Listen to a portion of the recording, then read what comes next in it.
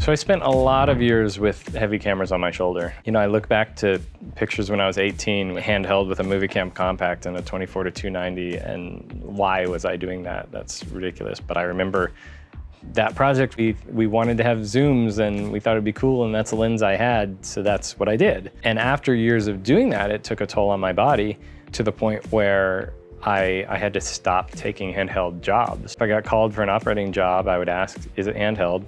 How much of it's handheld? If it's all handheld, then I can't do that right now, I'm sorry. 2 years on Sons of Anarchy was definitely sort of the nail in the coffin for me. So I was working on Neighbors 2, the LA portion of it, and it was a handheld and with big Alexas, and the takes were 30 minutes long sometimes, and it was just them improvising, and that's how the show was shot, and that's fine, but as an operator, it just beats you down. And we were using these pogo stick things that was basically a combo stand with a tennis ball on the top and bottom, and you would shorten to the height you needed to be, so it would take the weight, but you still sort of cradled the camera and operated it like that. Because if you had to move, you would just like pick it up with one hand and move, and it was not the most stable thing, but it was what we were doing because we would fall apart. So it got me down the path of thinking like, well, there's gotta be a way to do this by just transferring the weight. Still having control of a camera and not adding a pick point to it that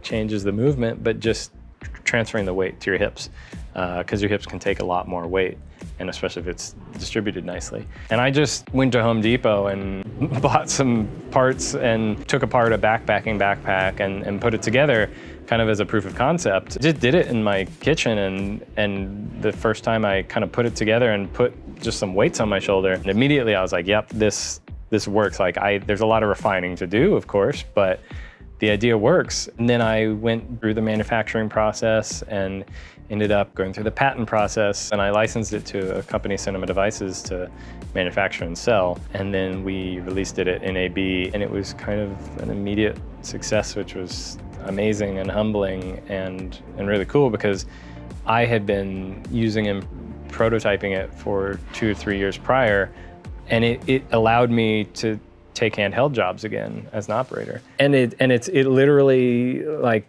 extended my career in that sense.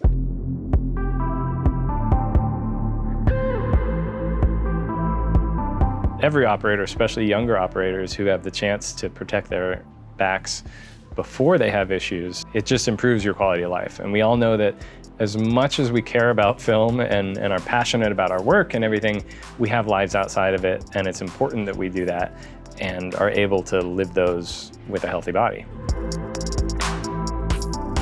Right after we released it, they were shooting Avatar 2 in New Zealand, and James Cameron was hand-holding their whole big 3D setup a lot himself. And somebody got him an ergo rig, and he tried it and loved it and started using it and said, you know, where the F was this 12 years ago? That quote got back to me, and I was like, well, that's pretty awesome. Ergo rig definitely started as something for myself. It was only built for me at first. It's always humbling when I see pictures of it get posted online, or somebody sends me a picture of it they've been on set like, hey, I saw your rig, man. It's super fun to get those. I last minute day played a few days on a huge project that I can't name, but I showed up and there were 2 ergo rigs on set already. And it was super fun to be like, oh man, like this project is using ergo rigs, and I brought mine and I used it, you know, and it's super humbling and fun to see them get out there more.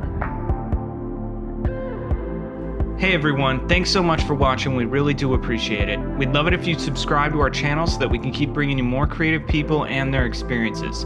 Thanks again for watching.